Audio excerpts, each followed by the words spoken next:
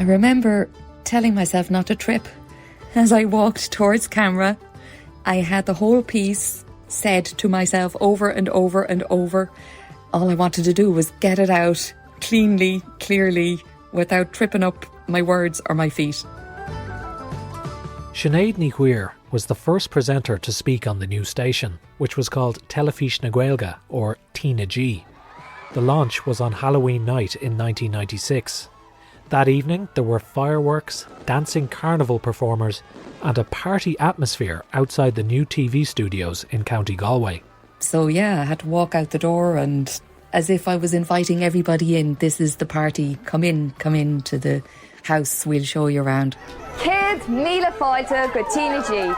Agus míle buchas leis an uachtarán bhíh Robin an sin agus í a gaí gach rathairn. So I had my piece to say and then I had to turn to the other presenter, Alva O'Monaghan. TG, Alva O'Monaghan, inistún fui. And he had a piece to say and then we followed back indoors again. It was really nerve-wracking and exciting and adrenaline and a rush and everything. I can still feel that.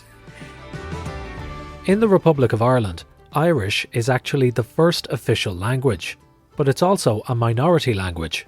Most native speakers are in the Gaeltacht regions, traditional Irish-speaking areas on the west coast.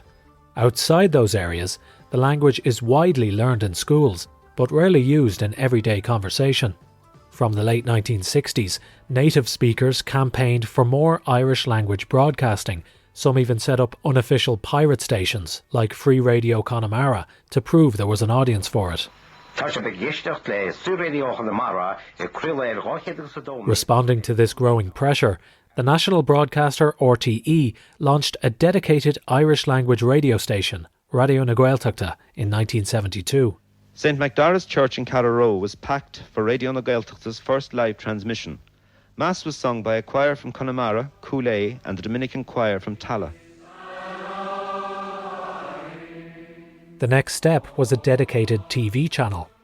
But by the time TG4 launched in 1996, times had changed and the focus shifted to a new, more modern vision for the language. They really did want a different approach. It was secular. It wasn't going to be blessed with a mass. Suilela was their tagline, still is, which is another perspective. Another eye, a different look at things. You can interpret it so many different ways, but it just gave that different angle to it. And they wanted it to be new and modern and to move away, I suppose, from all the old connotations of Irish and church and state and all the old guard. And they placed a great emphasis on programmes for the youth and for the young, always. In the run-up to the launch, Irish language programmes were being recorded, while the live on-air talent was recruited. Sinead sent in a showreel. She was called to an audition and then a training week where a group of potential presenters were put through their paces. It was a week in Galway and they had people from the BBC training us on how to perform in front of camera. We had to go out and record things outside, walk and talk, doing pieces to camera. They were just throwing stuff at us to see how good we would perform live on camera or recorded. And then I got a call to say that they had selected 2 for continuity and weather and presenting on TG4, and I was number 3. They had selected a man and a woman, and the woman subsequently turned down the offer. So they rang me as the next in line, and I said yes. They'll be the new faces and the new voices of the nightly news service on Teilifís na Gaeilge. The service will be one of the driving forces of the station's 4-hour nightly schedule.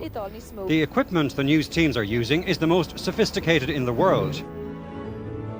That report from RTE News emphasised the scale and the ambition of the new station. The control room was all new. Cutting edge in the mixing room, in the director's room. The studio was newly built. The whole station was newly built. So even on open night, they were still laying cables under the floor. So there were square tiles. Some of them were up and some of them were down. And you'd be walking over like stepping stones across the tiles. The logistics of that open night programme were huge and complex.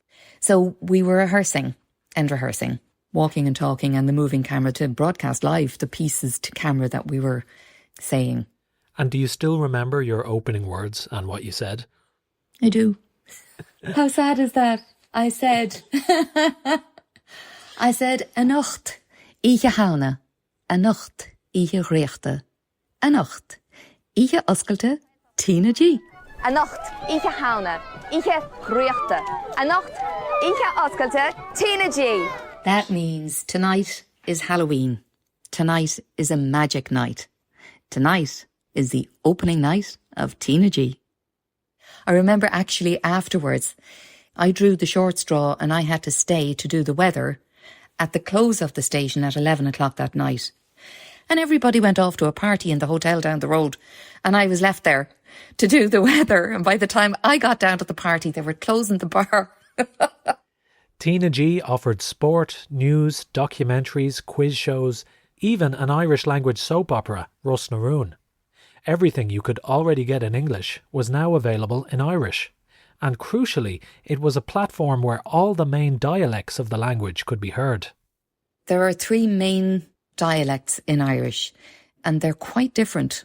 They really are quite different. I was coming from Dublin with learned Irish. I was not a native speaker, and I had great difficulty understanding the native speakers when they would speak too fast. You know, as we all do, we run words into each other and we skip over words when we're really fluent in the language. And we already had at that point Radio na Gaeltachta, where in the main, native speakers were the voices that you heard.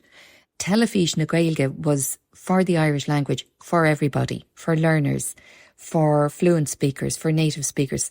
So they wanted all dialects and all levels to be heard, and for it to provide a way into the language for everybody all over the country. The station was renamed TG4 or TG4 in 1999, and it's still broadcasting today.